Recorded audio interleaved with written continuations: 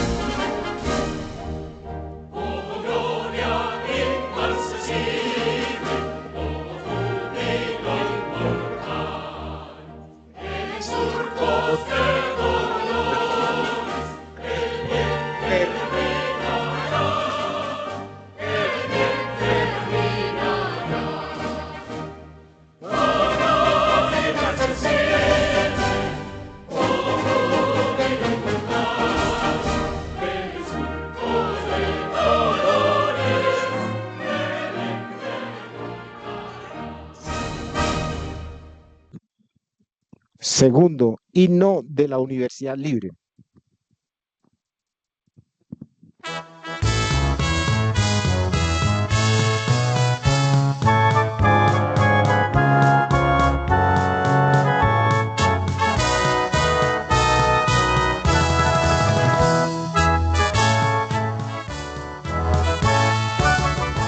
A la libre entonemos un himno, a la paz y al derecho a vivir, a la luz del heroico pasado, a la aurora que habrá de venir. Una sombra se suma a otra sombra, la respuesta jamás se hallará. Si la vida no anima la ciencia, si la ciencia en la vida no está, para el pueblo irredento y del pueblo, por el pueblo la revolución, con las aulas abiertas a todos, se construye la nueva nación, se construye la nueva nación.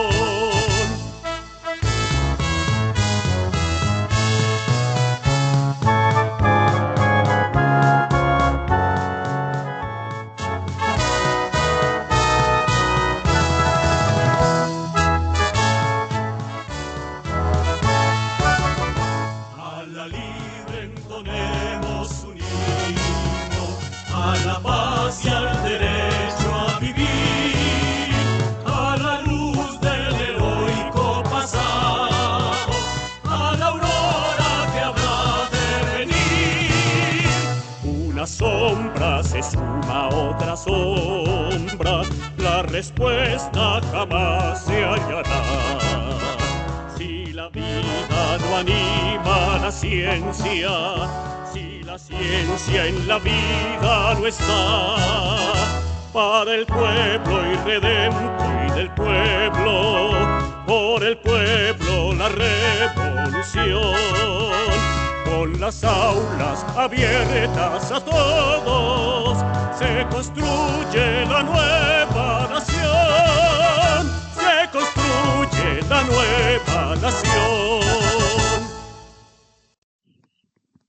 Tercero, palabras de la doctora Jenny Alarcón Girón, señora jefe del Departamento de Egresados de la Facultad de Derecho de la Universidad Libre.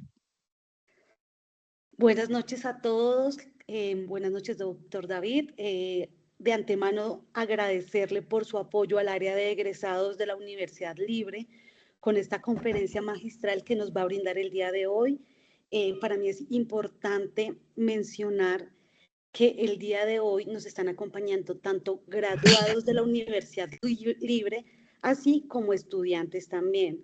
Entonces, queremos que aprovechen estos espacios que estamos implementando y que hemos venido implementando en conjunto con la Decanatura de Derecho y pues con el doctor David. Adicional, invitarlos tanto a los estudiantes como a los egresados a que nos acompañen en nuestra semana de pertenencia unilibrista que se va a realizar la próxima semana, los días jueves y viernes. Entonces, para que estén atentos a la programación de la semana de pertenencia y pues que participen en ella. Adicional a esto, recordarles que próximamente vamos a realizar otras 2 conferencias con el doctor David, para que estén atentos a su correo, a las redes sociales de la Universidad Libre, a la página institucional, en dado caso que requieran la grabación, que estas memorias son importantes para repasarlas, me pueden escribir al correo jenny.j.larcon@unilibre.edu.co. Entonces, con mucho gusto desde el área de egresados les colaboraremos. Entonces, doctor David, muchas gracias y bienvenidos a todos, tanto estudiantes como graduados. Muchas gracias, doctora Jenny. Cuarto, entonces, conferencia magistral. Un saludo unilibrista especialmente a todos los egresados, a todos los estudiantes y a personal que bueno, sí. Después que Sobre derecho médico. Que estén atentos a la conferencia. Ruego que por favor controlemos el uso del micrófono para que pueda existir una perfecta comunicación.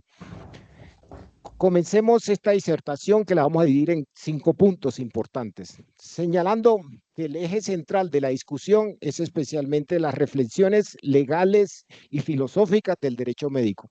Hablar sobre el derecho médico es muy amplio, es muchos temas, muchos subtemas frente a eso, pero en aras de que existe una comprensión, una asimilación y al mismo tiempo un análisis crítico sobre este tema tan importante en América Latina y en Colombia, vamos a referenciar 4 ejes temáticos fundantes de esta conferencia. El primero va a ser especialmente un artículo del doctor Sánchez, del profesor egresado y profesor de posgrados de esta noble cuna que se llama Primera Fase, y es un artículo del Tiempo, especialmente de la semana pasada. En la segunda parte vamos a hacer referencia especialmente en la Ley 23 de 1982, que es la Ley de Ética Médica. El tercer eje de discusión y de reflexión va a ser el juramento hipocrático frente a eso. El siguiente eje de reflexión, el cuarto, es la responsabilidad médica, los elementos de la responsabilidad médica, especialmente las buenas prácticas, las malas prácticas, señalando después cuáles son los medios de pruebas y terminando con una conclusión. Pero antes de entrar en materia, vamos a hacer un agradecimiento especial, especialmente a la doctora María Elizabeth García, la señora presidenta de la Universidad Libre, al doctor César López Mesa, señor rector nacional, al doctor Fernando Arturo Salinas Suárez, señor rector seccional de la Universidad Libre, al doctor Kenneth Urbano Villamarín, señor decano de la Facultad de Derecho, y el doctor Daniel Montes, señor secretario académico de la Facultad de Derecho, y en especial a nuestra querida y estimada por todos, la doctora Jenny Alarcón Girón, que es la jefe, la directora o la coordinadora de la oficina de egresados de nuestra facultad y de nuestra universidad. Comencemos con el primer eje temático de reflexión que hemos denominado primera fase. En este sentido, primera fase. Este artículo que vamos a hacer referencia lo escribió un profesor egresado de la Facultad de Medicina de la Universidad Nacional, pero en algunas ocasiones nos acompaña en el Instituto de Posgrado frente a eso. Y estoy haciendo referencia especialmente al profesor doctor Fernando Sánchez Torres. Es un médico, tiene mucha trascendencia, perteneció al Tribunal de Ética Médica a nivel nacional y tiene mucha experiencia frente a eso. En estos temas, él plantea un problema ético legal bien interesante en la discusión o en la reflexión del día de hoy. Y lo señala en un artículo de carácter científico que está publicado especialmente en revistas especializadas de la Academia de Medicina Interna y en la Academia especialmente de Cardiología frente a eso. ¿Qué plantea el profesor Sánchez Torres en su artículo primera fase? Él comienza ese artículo con una casuística de carácter interesante, que ese es el motivo de la reflexión de la noche del día de hoy. Señala el profesor Sánchez Torres que una paciente muy joven ingresa a un centro asistencial de la ciudad de Bogotá y fallece frente a eso, producto de una anemia aguda en eso. Pero no obstante, frente a esa emergencia médica, se le podría poner o se le podía agregar tratamientos de sangre. Esa aplicación de esa sangre hubiera evitado la muerte. Pero plantea el profesor Sánchez Torres en ese documento que previamente, antes, la paciente muy joven había firmado un documento notarial en donde señalaba que tenía un impedimento de carácter religioso, en donde no permitía que se le hicieran infusiones de sangre o derivados de la sangre. Y estamos hablando especialmente de una religión que tiene un fundamento especialmente en el Antiguo Testamento, en un libro que se llama Levítico, especialmente en el capítulo 10, en donde se prohíbe que las personas defensoras de esta creencia o de esta religión reciban algún tipo de sangre o de derivados de la sangre frente a eso. Pero ¿qué es lo que hay detrás de esta alegoría o de esta casuística que plantea el profesor Sánchez Torres en este artículo frente a eso? Plantea un dilema de carácter jurídico ético en el fondo frente a eso. ¿Cuál es el dilema de carácter jurídico ético? Hay un deber que plantea el juramento hipocrático, especialmente, que es el de salvar, el de preservar la vida de los pacientes en general.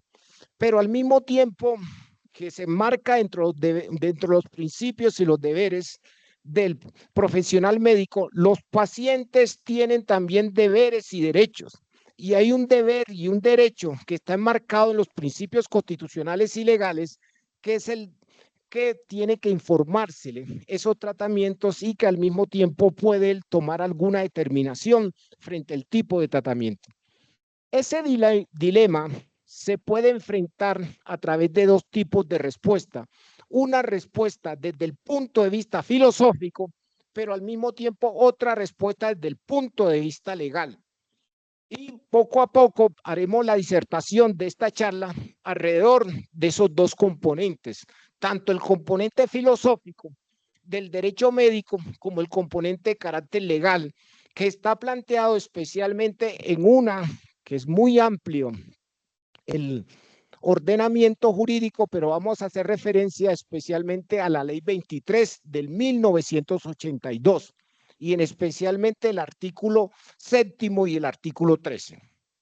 ¿Qué nos plantea desde el punto de vista filosófico el primer dilema o la primera decisión frente a esta paciente muy joven? Plantea el profesor Sánchez Torres, que era una paciente que no pasaba de 34 años en un centro médico frente a que tenía un problema de una hemorragia, producto de una cesárea. Pero había un documento registrado en la notaría en donde señalaba expresa directamente que no recibía tratamientos sanguíneos diferentes ni los derivados de la sangre frente a eso.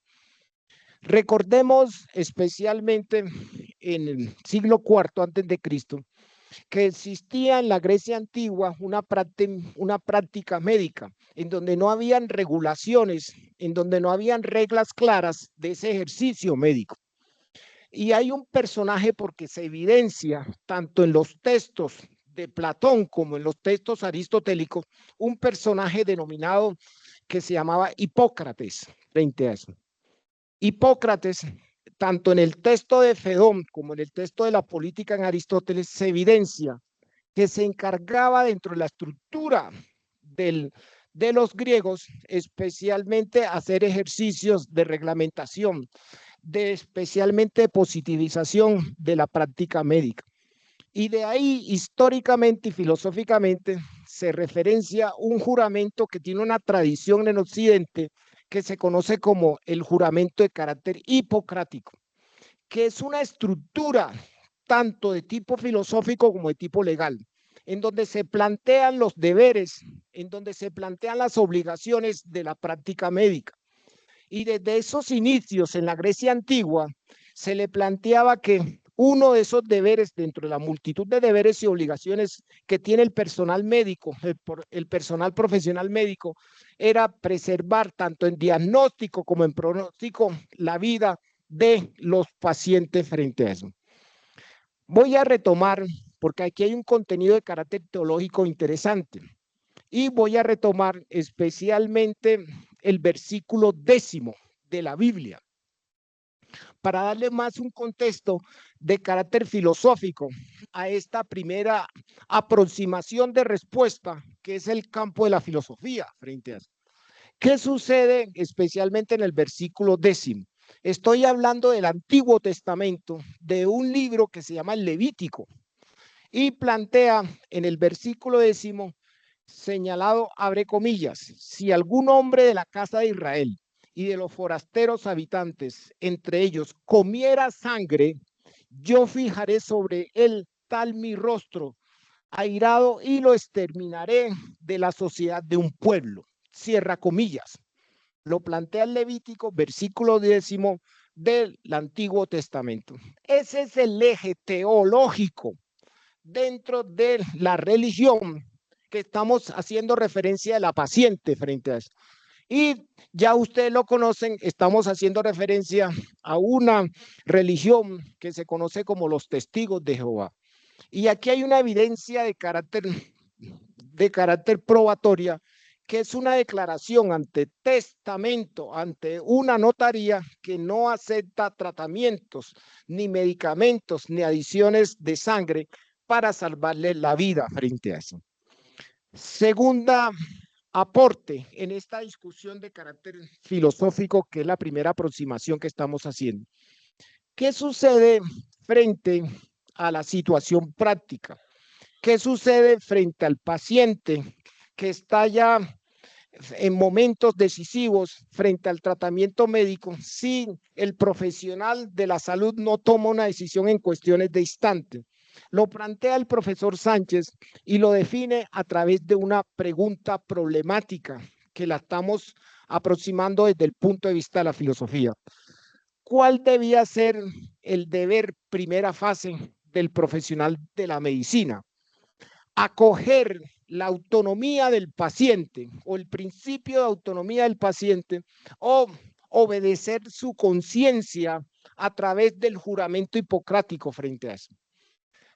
Tanto la una como la otra le trae consecuencias jurídicas, le trae una responsabilidad que lo vamos a tratar en la tercera parte de esta charla o de estas reflexiones de tipo filosófica jurídica. En cuestiones de segundos, sin necesidad de hacer reflexiones profundas, tiene que el profesional médico en cuestiones tomar una decisión en esa sala de cirugía, en ese centro de médico, en ese centro de urgencias, porque si se demora en tomar la decisión, la consecuencia podría ser grave desde el punto de vista de la bioética y desde el punto de vista de sus planteamientos. Voy a hacer un paréntesis en esta discusión filosófica, que es la primera aproximación. El profesor Sánchez plantea que frente a este dilema de tipo legal y de tipo jurídico, debieran existir en América Latina y especialmente en Colombia tipos de profesionales de la medicina que atendieran exclusivamente este tipo de religiones, este tipo de creencias religiosas, este tipo de cultos, que tiene un eje epistemológico en el versículo 10 del Levítico, frente a eso como anteriormente lo habíamos hecho en reflexión. Y ese tipo de especialistas atendieran estas personas que están cumpliendo ese deber, esa cuestión de tipo moral frente a eso. La segunda reflexión, y me salgo aquí desde el punto de vista de la filosofía y me remito especialmente a la Ley 23 del 1982 frente a eso. ¿Qué plantea la Ley 23? Y voy a hacer dos aproximaciones de la Ley 23 de 1982 frente a eso. Y voy a hacer referencia especialmente al eje central de la discusión, que es el artículo 7º de dicha ley y el artículo 13. ¿Cómo se conoce en el ámbito de carácter jurídico, en el ámbito de carácter normativo, en el ámbito de carácter legal esta ley 23? En términos de los colegas que están escuchando estas reflexiones, se conoce como la ley de ética médica. Es una ley positivizada que fue expedida con todos los procedimientos, pasos y eventualidades por el Congreso de la República. Y por ende tiene la característica que es vinculante y obligatoria, especialmente para las personas o los profesionales dedicados a las ciencias de la salud en este contexto. Pero la respuesta o la aproximación desde el punto de vista legal la podemos nosotros encontrar frente a ese dilema que está viviendo el profesional de la salud frente a un paciente que le impone una conciencia de que tiene que respetar especialmente el versículo 10 del Levítico en el Antiguo Testamento. Y me voy a hacer referencia, y ahí encontramos la primera aproximación desde el punto de vista legal, que la encontramos en el artículo 7º de la Ley 23. ¿Qué plantea el artículo 7º? Plantea especialmente 3 excepciones: la excepción A, la excepción B y la excepción C, que puede ser un instrumento, una herramienta de defensa que tiene el profesional de la medicina en esos cuantiosos segundos para tomar una decisión. Respeta especialmente la conciencia o acude a su deber que le impone el momento del juramento hipocrático. El artículo 7º lo plantea claramente, directamente y vehementemente, y me permito leerlo para no desconfigurar el texto legal ni hacer interpretaciones que no están sujetos al espíritu de la ley, especialmente el artículo 23. ¿Qué dice el artículo 7º de la ley 23? Abre comillas: cuando no se trate de casos de urgencia, el médico podrá excusarse de asistir al enfermo o interrumpir la prestación de sus servicios en los siguientes motivos. Y plantea el artículo de la ley 3 situaciones, 3 eventualidades o 3 casos de carácter taxativos, no enunciativos, en la interpretación del artículo 7º. Situación A del artículo 7º: cuando el caso no corresponde a esa especialidad. Soy médico internista, soy médico, tengo un campo de acción, tengo un campo de tratamiento, tengo un campo de diagnóstico. No puedo conocer ni manejar todos los campos de la medicina porque son muy amplios. Esta ley en el artículo 7º plantea como situación que no esté ejerciendo en ese campo específico de carácter particular de su especialidad médica. La situación B del artículo 7 cuando el paciente reciba la atención de otros profesionales que excluya la suya. Pero me interesaría en esta reflexión es el motivo 3 o el literal C del artículo 7 de la ley 23 y plantea en forma directa, vehemente y plena que el enfermo rehúse cumplir las indicaciones prescritas por el profesional de la medicina en ese caso. ¿Qué es lo que quiero referenciar para hacer después un análisis o una interpretación del artículo 13 de la ley 23? Señores, que el artículo 7 de la ley que estamos haciendo reflexión se constituye como una causal de cimente, una causal de justificación en el momento de la responsabilidad médica. No es de carácter facultativo ese artículo que estamos haciendo referencia, es de carácter imperativo.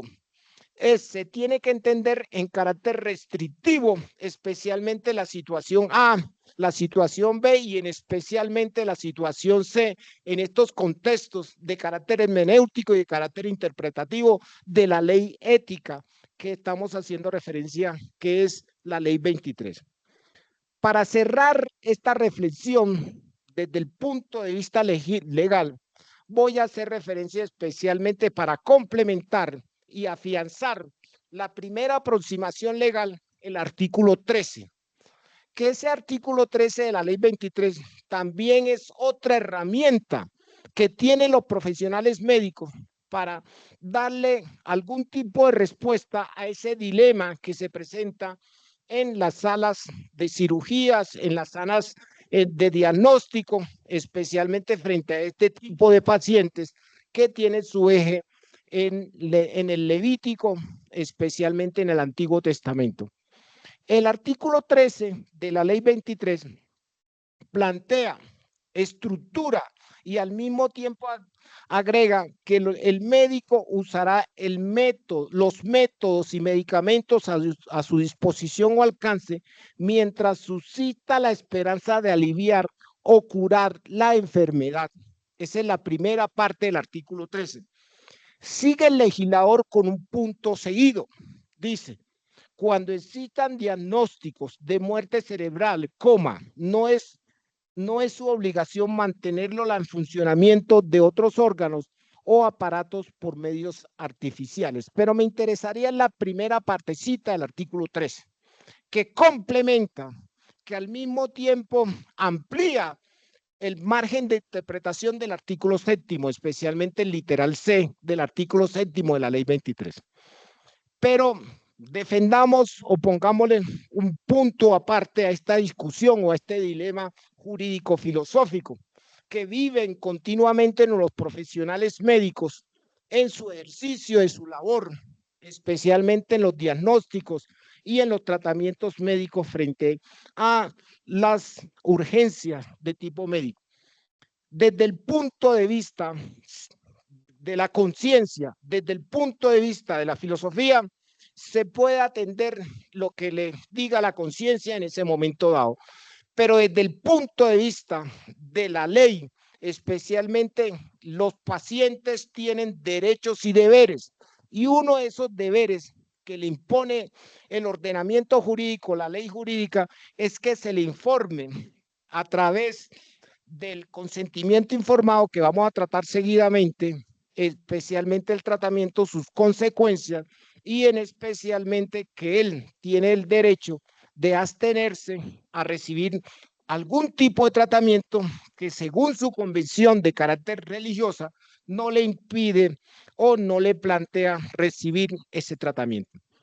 Retomo las dos ideas en esta reflexión de carácter jurídico filosófico sobre el derecho médico y retomo las siguientes ideas. Hemos comenzado esta reflexión con un artículo del profesor Sánchez Torres, en la cual plantea una situación en donde una paciente muy joven es atendida en un centro médico de Bogotá y tiene una declaración notarial en donde no le permite recibir tratamientos de transfusiones de sangre por su creencia religiosa. Y se le presenta una emergencia médica a través de una hemorragia, producto de una cesárea, de un embarazo, frente a eso, y en el centro médico, el profesional de la medicina tiene que en cuestiones de segundos tomar una decisión. Si obedece su conciencia, obedece los principios que regulan los derechos que tienen los pacientes frente al tratamiento médico. La primera aproximación de respuesta en esta reflexión de carácter académico que estamos haciendo en la noche del día de hoy, desde el punto de vista de la filosofía, diría que hay que obedecer a la conciencia médica, especialmente de preservar, de salvaguardar el deber de la vida del paciente. Pero desde el punto de vista del paciente también tiene derechos y deberes, y uno de esos derechos que tiene es que se le respete su libertad, especialmente recibir cuáles tratamientos, porque tiene un impedimento o un mandato de tipo religioso, especialmente que hemos hecho referencia en varias ocasiones, que es el libro del Antiguo Testamento, de la Biblia, que es el Levítico, en donde prohíbe recibir tratamientos de sangre porque eso no lo llevan a la vida eterna en esas religiones o en esas creencias religiosas. Pasemos dentro de este desarrollo a el siguiente punto que quiero yo hacer referencia, y voy a hacer una precisión interesante en especialmente al juramento hipocrático frente a eso. Este juramento, como se lo hacía referencia en la introducción, es un juramento muy antiguo frente a eso, es muy antiguo. Es tan antiguo que su evidencia viene más o menos del año 384 antes de Cristo en la Grecia antigua frente a eso. Dirían los griegos en esa época que Hipócrates existió frente a eso. Y hay dos evidencias desde el punto de vista de la literatura filosófica, desde el punto de vista especialmente de las investigaciones filosóficas que nosotros adelantamos aquí en la Facultad de Derecho y Ciencias Humanas de la Universidad Libre. Y la primera evidencia que nosotros encontramos es en el texto platónico del Fedrón frente a eso, en el año 384. Podemos decir que desde el punto de vista de la investigación filosófica, sí existió un personaje de la Grecia antigua llamado Hipócrates frente a eso. Pero no solamente fue Platón en el año 384 antes de Cristo, en la literatura que nosotros poseemos en los centros de investigaciones y en nuestras bibliotecas, sino también en Aristóteles, en la política, hay un rastro, hay una evidencia de este personaje de la Grecia antigua llamado Hipócrates. Pero ¿cuál es la importancia en esta discusión o esta reflexión frente al derecho médico? ¿Qué estamos haciendo o que estamos hoy planteando en la noche del día de hoy en nuestra Facultad de Leyes de la Universidad Libre frente a eso? Hipócrates tenía una funcionalidad dentro de la cultura, dentro de la sociedad griega en ese momento, y tenía esa funcionalidad que era especialmente la redacción, la deconstrucción de reglas o manuales de carácter ético. Recordemos que esta cultura de los griegos, al igual que la cultura de los romanos, eran culturas politeístas, en donde existían dioses, en donde existían creencias, pero no eran propias unas creencias como las tenemos hoy en el siglo XXI, que eran de carácter monoteístas, eran politeístas. Existían dioses que tenían correspondencia con los dioses griegos, un Apolo, un Zeus, un Poseidón, la diosa Venus, especialmente la diosa de Dionisio, frente a prácticas de eso. Pero Sócrates lo planteaba como personaje principal en los textos platónicos, la existencia de Hipócrates.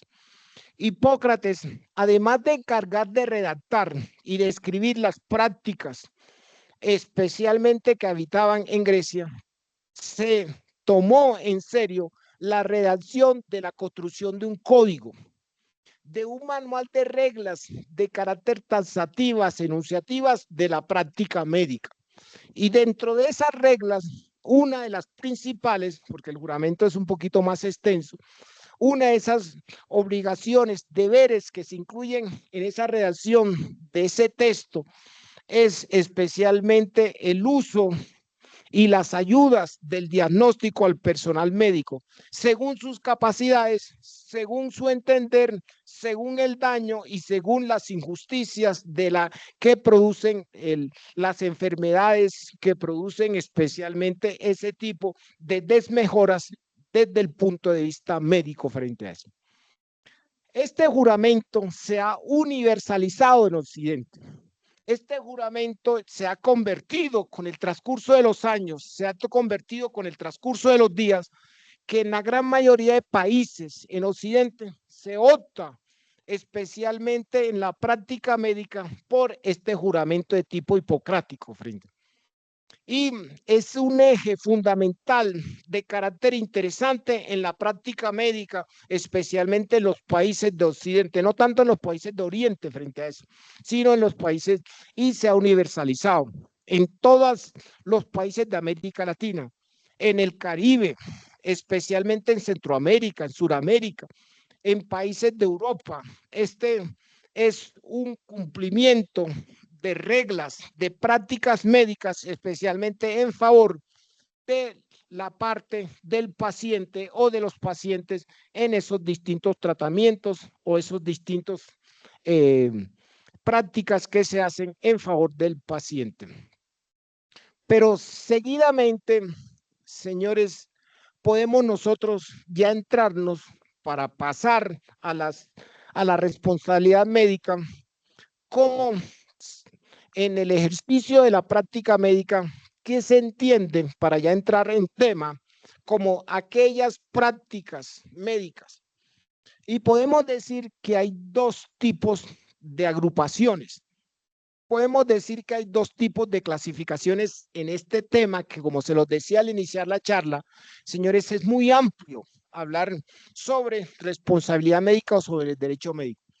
Comencemos enunciando para después llevarlos a la responsabilidad médica desde el punto de vista del derecho civil o especialmente la práctica de la responsabilidad civil, algunas situaciones, eventualidades que se entienden en el lenguaje jurídico, se entienden en las sentencias como prácticas maliciosas, prácticas perversas de la actividad médica frente.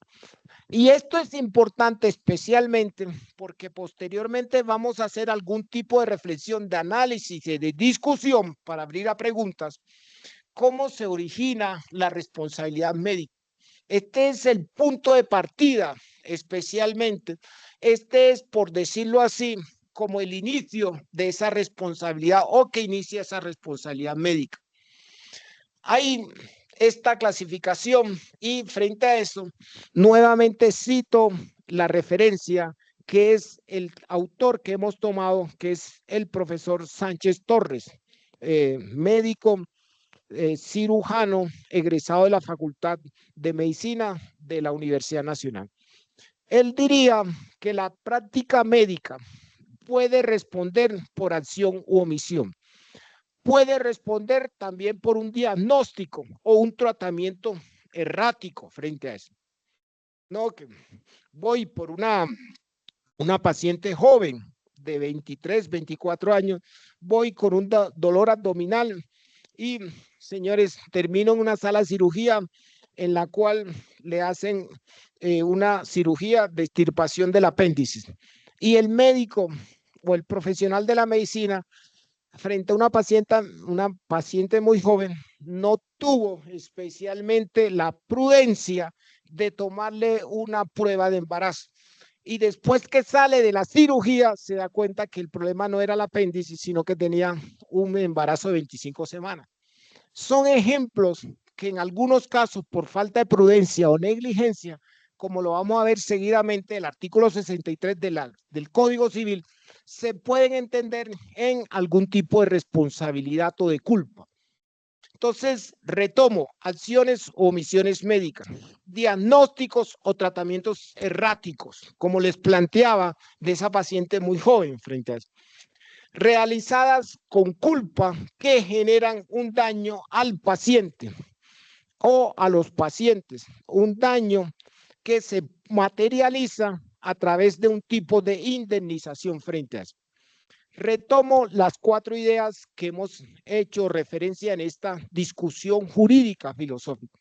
Hemos planteado especialmente cómo nace ese dilema desde el punto de vista ético y desde el punto de vista legal frente a una decisión, si se obedece la conciencia o se obedece los derechos que tienen los pacientes, especialmente en un caso particular en un centro de urgencias de la ciudad de Bogotá.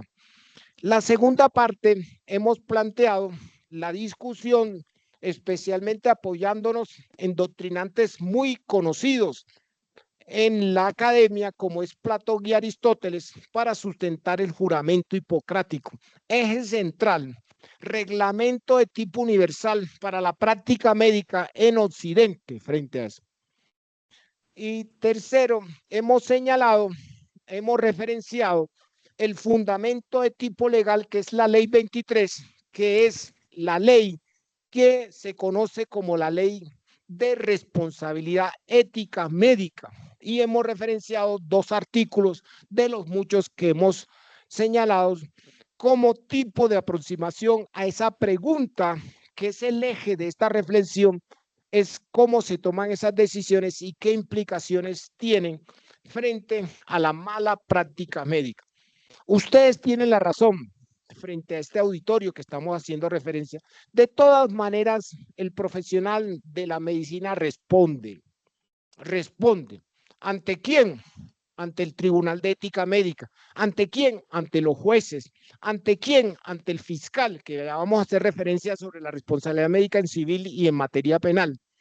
Porque las normas, especialmente en Occidente y en América Latina, son muy rigurosas en estas prácticas o en estas malas prácticas médicas que hemos señalado y que estamos hoy haciendo referencia en la charla o en la discusión que estamos señalando. Voy a hacer referencia al eje central de estas malas prácticas médicas que tienen un eje central que repercuten en el tipo de responsabilidad. Hay una norma que todos conocemos, que es el Código Civil de 1804. Ese Código Civil, en el artículo 63, plantea la definición de culpa. Y ese es el segundo elemento de la responsabilidad. Ya habíamos hablado especialmente sobre las malas prácticas médicas y la vamos a enfocar en el primer elemento, que es el daño que se ocasiona por esa mala práctica médica. Es el perjuicio que se ocasiona por esa mala práctica médica. ¿Qué plantea? Y lo hago con una finalidad de recordar uno de los pilares esenciales del derecho, como es el derecho civil o el corpus juris civilis, que viene especialmente de una influencia francesa de Napoleón Bonaparte, ese personaje de la Francia de finales del siglo XVIII. En nuestro Código Civil, especialmente en el artículo 63, hay una clasificación que la denomina la culpa grave.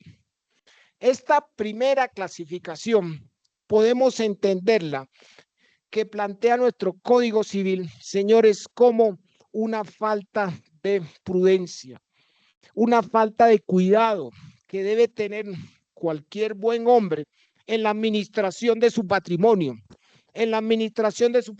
frente a su familia, frente a eso.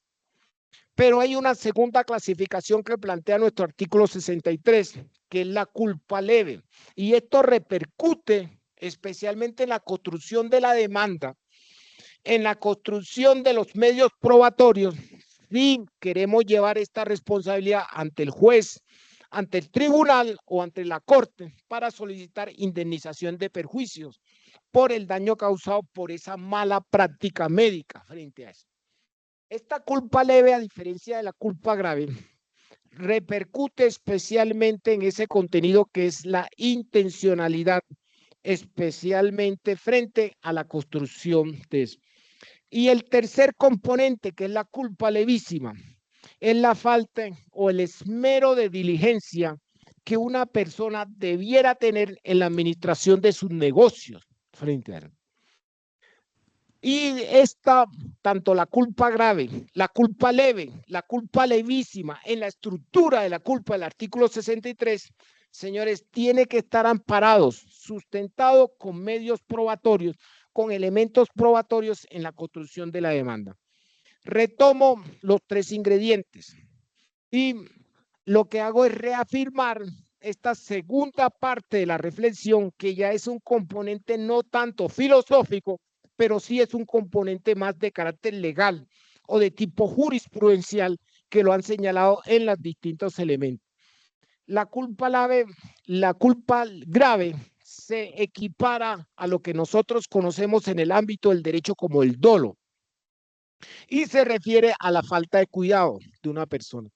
No sucede así con la culpa leve, que la culpa leve implica un descuido o falta de diligencia en el manejo de los negocios, mientras que la culpa levísima, la falta o el esmero de diligencia en la prudencia de la administración de los bienes, del patrimonio o en la administración de los elementos de la familia. Vamos señalando el segundo elemento de la responsabilidad. Ya hemos hecho referencia a las malas prácticas que se equiparan al daño y hemos hecho referencia a este segundo componente de la responsabilidad médica, especialmente en el campo del derecho civil, que es especialmente la culpa en estos contextos o en estos contenidos. En la siguiente partecita, yo quisiera hacer referencia especialmente, y ya doy un compás de 15 minutos o de 10 minutos para que vayan formulando sus preguntas, que la señorita Lady me va a ayudar a decir quién es el que va a responder las preguntas, o me la formulan. Vamos a referenciar cuáles son los elementos de la responsabilidad médica desde el punto de vista del derecho privado. Ya posteriormente voy a hacer referencia del derecho penal, pero voy a hacer referencia especialmente al derecho privado, del derecho civil. Sí. Discúlpeme, lo interrumpo un momento. Por favor, cierren los micrófonos. Hay un micrófono abierto. Con pistola, pues les llegaba con granada, marica. O sea, man, con una granada que iba a estallar esa mierda, que no sé qué, los amordazaron, cogieron. Bueno, gracias, doctora Jenny, gracias el que cerraron los micrófonos. Bueno, referencio aquí para que hagamos dos preguntas y seguimos con la última parte de la conferencia para después establecer las conclusiones. ¿Cuáles son los elementos de la responsabilidad médica desde el punto de vista del derecho civil frente a eso del derecho privatístico? Recordemos que aquí lo que perseguimos en esta responsabilidad desde el punto de vista civil es la indemnización de perjuicios, es el resarcimiento de perjuicios. Y la forma con que se resarce perjuicio, que es de carácter integral, es especialmente con el pago de indemnizaciones frente a eso. Esas indemnizaciones, desde el punto de vista del derecho privatístico, se miden en salarios mínimos legales mensuales vigentes. Y los elementos los ha planteado tanto la doctrina como la jurisprudencia, el hecho generador, que lo hemos enmarcado especialmente con las malas prácticas médicas que hemos hecho referencia. La culpa, artículo 63, que acabo de referenciar o señalar. El daño o perjuicio, que ya habíamos explicado, y el nexo causal o la relación causal entre el hecho y especialmente el daño de los pacientes. Detrás de estos elementos, el hecho generador, la culpa, el daño, especialmente la relación, hay que agregarle el siguiente referente legal y constitucional, y es que frente a estos elementos hay que sustentarlo con elementos o materia probatoria frente a eso. Y ya vamos a ver en la segunda parte frente a eso. Voy a hacer una especie de 2-3 minuticos para que ustedes formulen una o dos preguntas y sigo con la última parte de nuestra reflexión y cerramos con la última parte. No sé si alguien quiere hacer preguntas. Francisco Forero tiene levantada la mano. Francisco, puedes activar el micrófono e intervenir. Siga, Francisco, te escucho. Duro, por favor, que no te escucho. Francisco.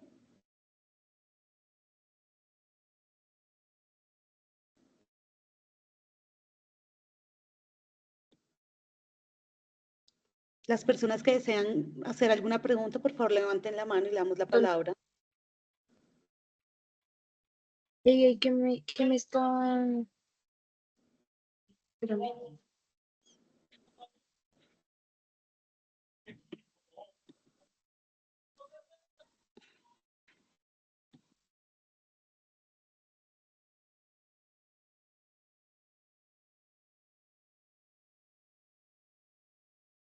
Sara Sofía Ramos, si quieres puedes hacerle la pregunta al doctor.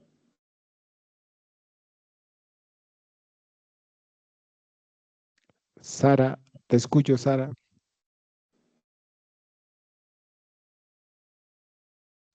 Doctor, buenas noches. Es que quisiera hacerle una pregunta y es que si usted me puede explicar, pues, con sus palabras, qué es el artis legis en el derecho médico. Bueno, gracias, Sara. Entonces, explico qué es el artis legis. Bueno, gracias por la pregunta frente a eso. Y respondo la segunda y sigo con la segunda parte frente a eso. Y después tenemos otro tiempo para hacer más preguntas. Normalmente les decía yo, especialmente, toda nuestra práctica jurídica o nuestra formación jurídica como abogado viene de esa gran civilización que es Roma. O sea, tiene unos orígenes desde el punto de vista histórico, estas épocas del Imperio Romano, de la monarquía romana, especialmente la República Romana, Julio César, estos emperadores como Nerón, Calígula y otros muchos. Recordarán que normalmente dentro del derecho hay una cantidad de latinismos. ¿Por qué? Eso no es gratuito que nosotros en el derecho utilicemos una cantidad de latinismo. Tenemos muchos, indubio pro reo, indubio pro operario, pacto subservantas, uno de esos latinismos, y eso tiene una razón de ser porque el idioma oficial del Imperio Romano hace 2600 años era el latín. Hoy el latín es una lengua muerta, pero hace 2600 años había un gran imperio que era Roma, que era el dueño del mundo, era el dueño del mar Mediterráneo, del norte de África, era de Europa y era el Imperio Romano, y ese Imperio Romano de Occidente, no de Oriente, que tiene su sede en Constantinopla, se hablaba, se utilizaba en los ciudadanos romanos el latín, el latín. Y uno de esos latinascos, señores, es especialmente lo que se conoce como el artis legis. Es una palabra típica, es una frase típica del latín, pero se utiliza en el derecho médico, en la práctica médica. Es muy común y nosotros la escuchamos, la vemos y la utilizamos cuando los jueces fallan estos casos de responsabilidad médica, especialmente en la profesión médica en este contexto. Pero, ¿en qué consiste el artis legis? Exegéticamente, literalmente traduce ese latín, señores, como el arte de las leyes en la práctica médica. Es el conjunto de deberes, es el conjunto de obligaciones de las buenas prácticas médicas frente a eso, especialmente en el ejercicio de la profesión médica. Y es una materia casi obligatoria que tienen hoy por hoy en Occidente las facultades de medicina en la formación de los profesionales médicos. Es decir, en las prácticas, los deberes, las obligaciones, que muchos de ellos están enmarcados y protocolizados en la atención de los pacientes. Muchos de ellos están positivizados en la forma como se atienden frente a tal diagnóstico, se atienden frente a tal emergencia médica. Es esa buena práctica de deberes y de obligaciones que tienen los profesionales de la medicina. ¿Habrá otra pregunta, doctora Jenny? Siga. Sí, doctor. Tenemos otra pregunta. En este momento está levantando la mano el doctor Elkin Charry Cárdenas.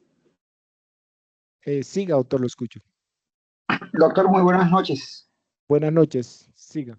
Muchísimas gracias, primero que todo, enriquecedora la lo que está haciendo hoy, doctor. Tengo una pregunta y es en el contexto quizá de pronto de su experiencia. Soy el Charri, abogado también especialista en derecho médico. En cuanto a las conciliaciones que se tienen usualmente con los centros médicos, por lo general la conciliación, como bien lo manifiesta usted, va focalizada a una reparación integral, pero desde el punto de vista civil. Desde el punto de vista civil, en muchas ocasiones los centros médicos quieren de que esa conciliación tenga cobertura en todas las disciplinas que se inician las persecuciones, desde la persecución disciplinaria, la persecución civil y la persecución penal. Pero también debemos de tener en cuenta de que hay algunos sucesos que son de acto, como en el derecho penal, que por acción o por omisión y mucho más cuando se involucran poblaciones de especial protección, pues no se puede, es decir, es oficioso la persecución penal. Entonces, ese tipo de conciliaciones que se requieren o que se disponen que deben de ser de manera integral, ¿cómo las maneja, doctor? Muchas gracias. Muchas gracias, doctor Charri. Gracias por la pregunta. Entonces, respondo esta preguntita, sigo con la última parte de la conferencia y hacemos otro campo de preguntas. Como lo plantea el doctor Charri, yo estoy de acuerdo con esa intervención frente a eso. Normalmente, frente a la responsabilidad médica, hay un requisito que es el requisito de conciliación frente a las instituciones médicas.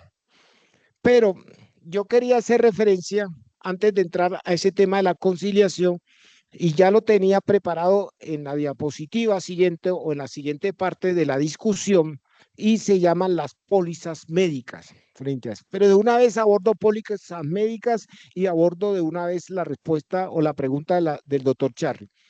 Normalmente, dependiendo del nivel de riesgo, es la primera, se constituyen las pólizas médicas. Hay pólizas, por ejemplo, una práctica médica de un médico estético que tienen donde se presentan, especialmente aquí en el Tribunal de Bogotá, donde se presentan la mayor número de demandas de responsabilidad médica, es especialmente en la especialización de la medicina estética, Pero frente a eso, hay que partir de la premisa que plantea nuestro Código Civil, que las obligaciones que tienen los profesionales médicos son de medio, no de resultado. Son de medio y no de resultado. Pero los pólizas más altas que uno ve ya en el mundo de la práctica, la responsabilidad médica, son las que constituyen estas subespecializaciones o estas especializaciones que tienen un riesgo muy alto.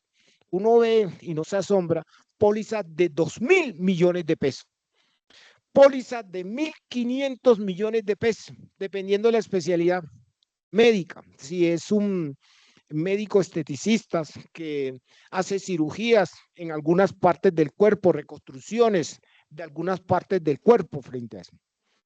Y en muchas ocasiones esas pólizas que constituyen los profesionales de la medicina, señores, las constituyen, hay algunas compañías que venden estas pólizas, compañías de seguro, que muchas veces le dicen no constituyo la póliza porque el riesgo es muy alto.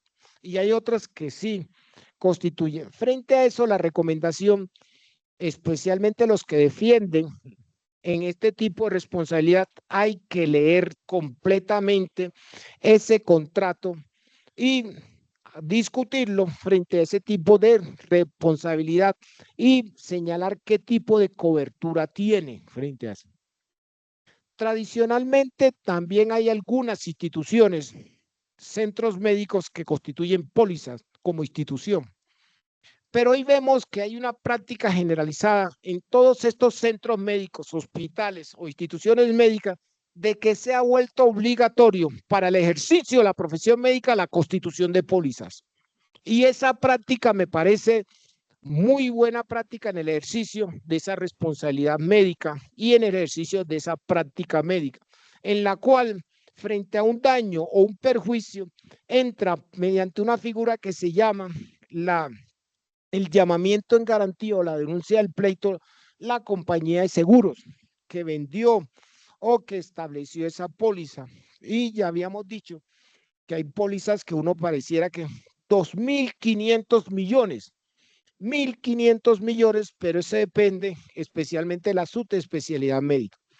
Haciendo esa precisión, quisiera yo hacer referencia especialmente sobre una herramienta que ya hemos hecho referencia y es el consentimiento informado.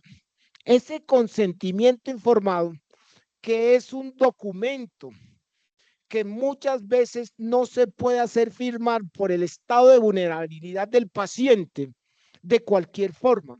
La jurisprudencia de carácter constitucional, la jurisprudencia de la Sala de Casación Civil de la Corte, de la Honorable Corte Suprema de Justicia, han señalado requisitos de forma y requisitos materiales en la elaboración y en la firma del consentimiento informado. Toda ejercicio, práctica médica o toda invasión al cuerpo genera algún tipo de riesgo. Y más si el paciente se encuentra en una situación de vulnerabilidad. Ya está 2, 3 segundos para que entre el señor anestesiólogo porque le van a hacer una cirugía de corazón abierto.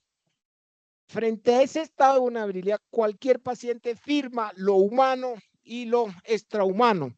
Esa situación la ha disertado la Honorable Corte Constitucional, señalado que en esa condición de vulnerabilidad, ese consentimiento informado es inválido y no nace a la vida jurídica, porque tiene que ser discutido, tiene que ser consensuado, explicado, los riesgos, los procedimientos.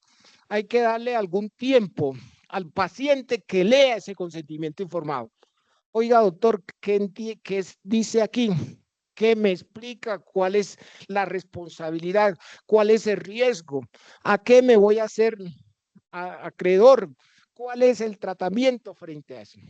Todos esos son requisitos tanto formales y materiales de la elaboración y la construcción del consentimiento informado.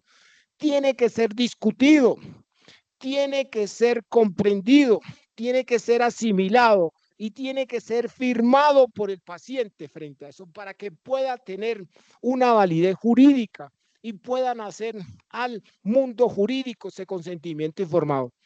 Pero en muchas ocasiones, en algunos centros médicos o en algunas instituciones médicas, en condiciones de vulnerabilidad que están los pacientes en el último momento, firmen y uno muchas veces o el paciente no sabe qué está firmando, qué dice ese documento, qué dice ese papel, cuál es el riesgo, qué implicaciones tiene o qué consentimientos ha planteado en ese documento. No se puede llenar ni otorgar de cualquier forma, porque se han presentado situaciones en el Tribunal Superior de Bogotá en donde se invalida ese consentimiento informado y le genera una responsabilidad tanto a la institución médica como al profesional médico en la construcción de ese consentimiento informado. Ustedes tienen la razón, tiene un arma de defensa la institución médica y el profesional de la medicina con ese consentimiento, pero no es una defensa de carácter omnicomprensiva, sino es una defensa que tiene que mediarse a través del consenso. Hecho esas dos precisiones, ya respondo la pregunta del doctor Charri. La primera precisión, hemos señalado la importancia de la elaboración del consentimiento informado, así sea un tratamiento, un diagnóstico mínimo. Y si ya es un tratamiento especializado, ya es un diagnóstico especializado, por ejemplo, la medicina de carácter estético, mucho mejor elaborado tiene que ser ese consentimiento informado. Y el segundo ingrediente, frente a la práctica médica, en temas especializados como la medicina especial, la medicina de las cirugías o de los cirujanos, se requiere la constitución, la elaboración de las pólizas de seguro y hay pólizas muy altas frente a la responsabilidad médica. Señalando esas precisiones, ya comienzo yo a hablar especialmente frente a lo que se conoce como los tribunales o las sesiones de conciliación en la responsabilidad médica.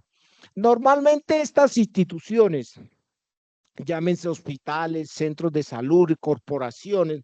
Frente a eso, señores, tienen dentro sus profesionales muchos que hacen parte de la planta y otros son profesionales externos que se encargan de auditar y de conciliar algún tipo de daños o de perjuicios que ocasiona la práctica médica.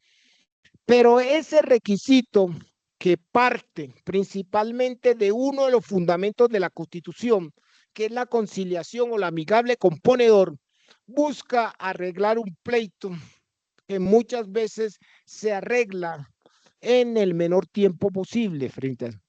Pero no quiere decir de que porque no se concilia o porque se establece una suma mínima o porque no tiene ánimo conciliatorio, ya el proceso se terminó o las eventualidades se terminaron frente a eso. Bueno, termino con las dos últimas diapositivas. Me hacen dos preguntitas y cerramos la clase porque ya me he superado el tiempo, por favor. Y estos temas, si bien son muy amplios, hay que hay que respetar aquí el tiempo que ustedes muy generosamente nos han regalado a la Universidad Libre frente a eso. Entonces, establezco las conclusiones y dos preguntitas más y mil gracias por conectarse frente a eso. Entonces, ¿qué hemos referenciado en la discusión del día de hoy? Hemos hablado especialmente sobre una casuística de tipo hipotético. Hemos referenciado la importancia del juramento hipocrático. Hemos hecho referencia sobre la ley 23. Hemos planteado los elementos de la responsabilidad en materia civil. Hemos señalado los tipos de culpa. Hemos planteado la importancia del consentimiento informado. Hemos señalado la importancia de las pólizas, especialmente si son subespecializaciones médicas de mucho alto riesgo, por ejemplo, una operación de corazón abierto, una operación especialmente el cirujano cuando opera el cerebro, son cirugías de muy alto riesgo, o la medicina especialmente de estas especializaciones de carácter de embellecimiento frente a eso. Y hemos señalado algunos ejemplos de la ley artis, que etimológicamente significa la ley del arte y está haciendo referencia a los deberes y obligaciones médicas. Podemos establecer aquí dos conclusiones y con eso, poquito a poquito, vamos a hacer cerrando esta discusión para respetarle el tiempo que se les pidió a ustedes en esta charla. En las conclusiones podemos señalar la siguiente. Primera conclusión: los médicos o la profesión de la medicina frente al ejercicio de la práctica tienen varios tipos de responsabilidad. La primer tipo de responsabilidad, la responsabilidad que maneja la ley 23, y es la responsabilidad frente al Tribunal de Ética Médica. Ese tribunal de ética médica hay un tribunal a nivel nacional y hay tribunales de ética médica a nivel seccionales y están integrados por profesionales de la medicina, de listas que mandan las asociaciones médicas, otra lista que coloca el Ministerio de Salud, y esos tribunales tienen la responsabilidad de atender este tipo de malas prácticas. Imponen sanciones como puede ser la suspensión de la tarjeta profesional del médico. Imponen sanciones como una amonestación, pero es el mismo gremio de la medicina que sanciona. Y esos tribunales tienen sedes a nivel nacional y a nivel seccional en las capitales de los departamentos. La segunda conclusión frente a las malas prácticas médicas: tienen también una responsabilidad de materia civil y esa responsabilidad, como se los hacía referencia, busca resarcir el perjuicio, busca indemnizar el daño ocasionado por esa mala práctica médica en el ejercicio de la labor médica. Y esos elementos, ya lo hemos dicho, el hecho generador, la culpa, el daño y el nexo causal. Y lo conocen especialmente los jueces civiles de acuerdo a la cuantía frente a eso. Y aquí juega un papel importante el dictamen pericial, los testimonios especializados y los documentos especializados de medicina. Y el tercer tipo de responsabilidad, que no me quedó tiempo de referenciar, pero en las próximas charlas o los próximos encuentros me comprometo a profundizar, es la responsabilidad de tipo penal. Ustedes se imaginan frente a una especialista de carácter que le terminen amputando un riñón, le terminen amputando un dedo, una pierna de tipo negligente o tipo imprudente. Típicamente se puede hablar de lesiones personales de homicidio de tipo culposo. Hay un tipo de responsabilidad. Y esa responsabilidad de tipo penal, que nada más la enumero muy someramente, por favor, lo que persigue es que especialmente este profesional termine pagando una consecuencia jurídica o una sanción jurídica, como puede ser una prisión o puede ser un arresto, porque tradicionalmente las penas en el jus puniente del Estado terminan referenciando con restricción de la libertad de los ciudadanos. Entonces, en conclusiones, Tribunal de Ética Médica, los jueces civiles y especialmente los fiscales y jueces penales, especialmente en los delitos como el homicidio, lesiones personales culposas, dolosas, especialmente frente a esos daños o esos perjuicios ocasionados por las malas prácticas médicas. Por el día de hoy, yo quisiera agradecer el eje central de esta reflexión ha sido la doctora Yenis de la Universidad Libre, especialmente la Facultad de Derecho, que ha organizado este tipo de encuentros y que muy amablemente nosotros aquí en la Universidad Libre estamos dispuestos a seguir colaborando con este tipo de actualizaciones frente a temas tan interesantes del derecho. Por el día de hoy agradezco a todos y cada uno de los participantes y por el día de hoy mil gracias y vamos a terminar con el himno de la ciudad del Distrito Capital. Sigan por favor con el himno.